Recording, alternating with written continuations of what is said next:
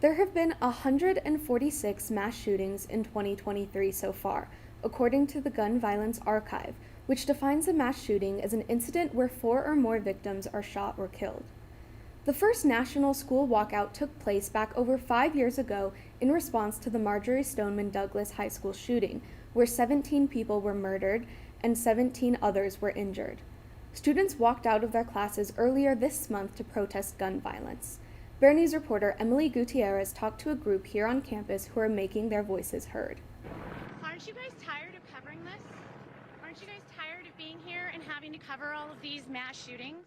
Some are begging lawmakers to listen to their pleas for safer schools. I have been lobbying in D.C. since we survived a mass shooting in July. Gun violence is the sobering reality for thousands of students across the United States. It was a direct response to a variety of school shootings. 12 kids die every day. No more silence! End gun violence! No more silence! End gun violence! Students at UNC walked out as part of a national school walkout movement last Wednesday, April 5th, where they joined thousands of other students across the nation protesting gun violence. They're sitting here for 77 minutes. That's how long it took for the gunman who entered Rom Elementary to be taken down by law enforcement. The protest took place outside the University Center as students marched in solidarity with others across the nation.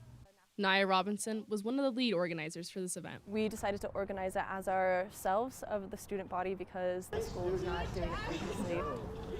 Right now, our representatives are not representing us, our values, and we are growing up and we're ready to fight. We can't let people take our rights and our lives away from us. Guns are now the leading cause of death for children, teens, and young adults under the age of 25, according to the Center for Disease Control. I think it's really messed up that there's been so many gun-related crimes, especially at schools or shopping malls or wherever. Something needs to change so that people can feel safe in spaces where they're learning or shopping or doing whatever.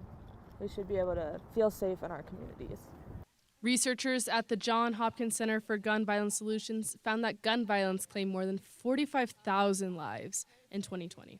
The Tennessee legislature has deferred action on any sort of gun legislation, and Republicans have said that they don't expect to take anything like this up until 2024 at the earliest. I'm here today because I'm upset at the fact that gun violence in America has spiked so heavily, and it's become an experience where you just become desensitized to it when it comes to people dying in schools.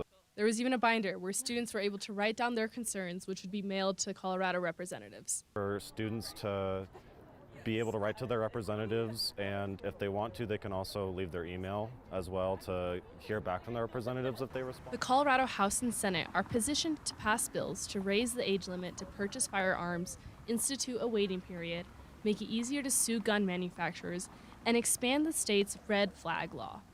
For many at the protest, this wasn't their first time protesting gun violence while in school. I think it's disappointing that I was protesting about this as a junior in high school and nothing has changed.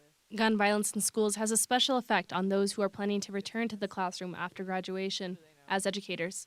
Well, I'm actually in school for being an art educator later on, and honestly, it's kind of terrifying that I have to worry about if I'm going to be able to protect my students. That's literally every single time I have one of my education classes, that's all I can think about. At least 59% of adults or somebody they know have experienced gun violence in their lifetime, according to Everytown research. Has gun violence ever touched you personally? Yes, it has, but I'm not really sure how to talk about it. It's hard to get into topics that change your whole life. For Bear News, I'm Emily Gutierrez.